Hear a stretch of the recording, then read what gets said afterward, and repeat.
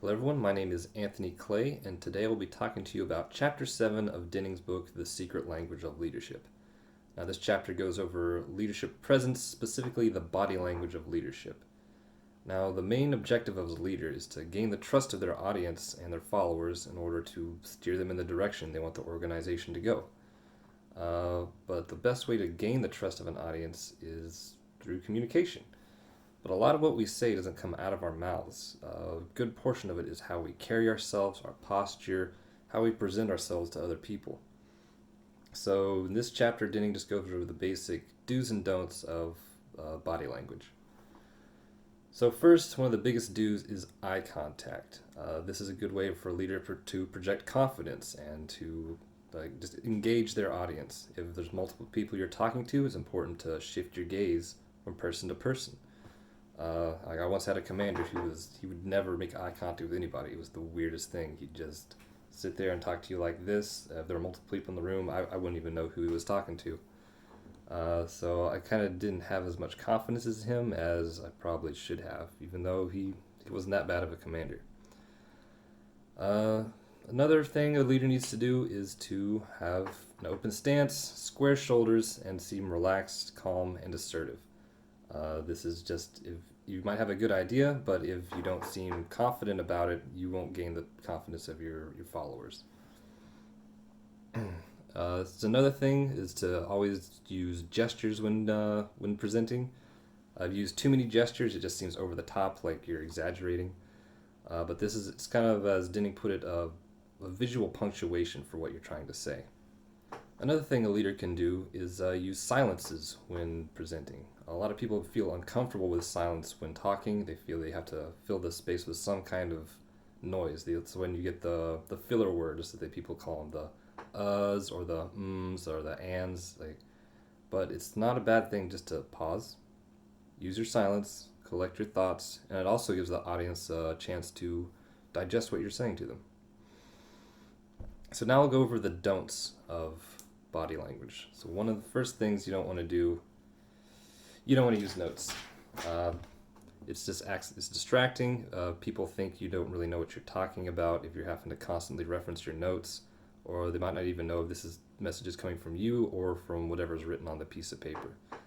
You can also see this distraction in PowerPoint presentations when people don't really have notes and they're constantly referring to the slides behind them. It disengages that audience and it doesn't project the confidence that people like to see in their leaders. Other things that can break the connection between you and your audience is checking the time, makes it seem like you're ready to get somewhere else, or is looking down at the ground. Anything that disengages the leader from the audience is something that you want to avoid when projecting yourself. Don't touch your face. It makes you seem nervous. If you sometimes like people, they'll pick at their fingers or pick at something on their clothing. It makes them seem nervous. Even if you are nervous, it's best not to project this to your audience. That's why he says practice, practice, practice to get these key elements down. Sitting at the edge of your chair can also project nervousness. Try and limit any type of barrier between you and the audience. I know people feel comfortable sitting behind a podium. You'll see them with their hands up on the podium, just almost using it as a shield between them and their audience.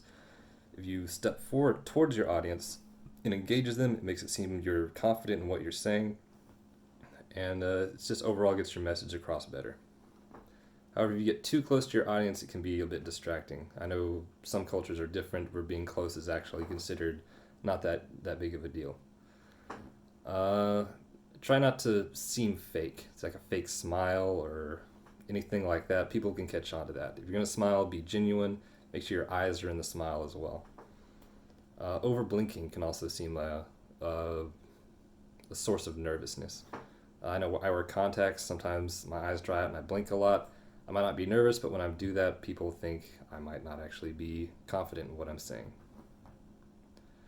So as I said, practice, practice, practice. Something Denning went over in his chapter as well. So to seem genuine in front of other people, a leader actually has to believe in what they're saying. They have to believe it's an important message that they're getting across to the audience. I always had a problem with public speaking, and my dad was pretty good at it. He was a radio DJ for 30 years. A bit of advice he gave me was pretend that what you have to say is critically important to your audience. So like imagine if you see a house on fire and you see the family still inside, you might run, knock on the door, and you're gonna say, you know, hey, get out. You're in danger. You got to get out of this house right now. You're not worried about what their perceptions are of you. You're not worried about what if you're nervous. You firmly believe that what you have to say is something that they need to hear. And if you carry that mentality over to any type of public speaking, it can help do away with a lot of the nervousness. So an interesting thing about all this body language is that it's actually something inherent in us as people. It's not something we necessarily learn from others by observation.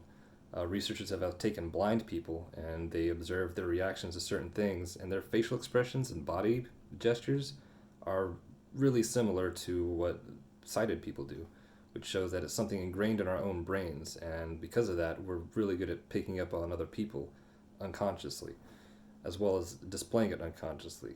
So I know a lot of leaders may think that they can avoid the type of public interaction, but just by through written word, either sending out their other directives by emails or text, or just writing in some kind of, like in the army, an operations order.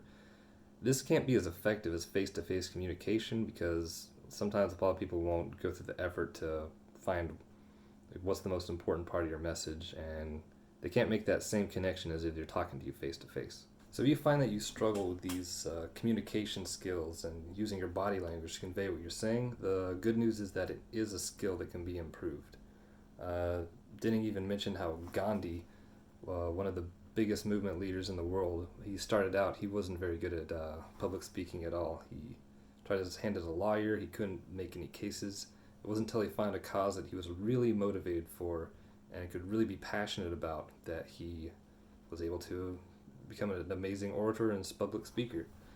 So perhaps if you have trouble in your own life with public speaking or anything of that nature, maybe you just need to find that one thing that you're passionate about. And once you do that, you'll find it's a lot easier because, as I mentioned before, you have that message and it becomes about the message rather than yourself. So I hope everyone found this video informational. It was helpful for me to be able to utilize what I've learned while making the video. So thank you for watching.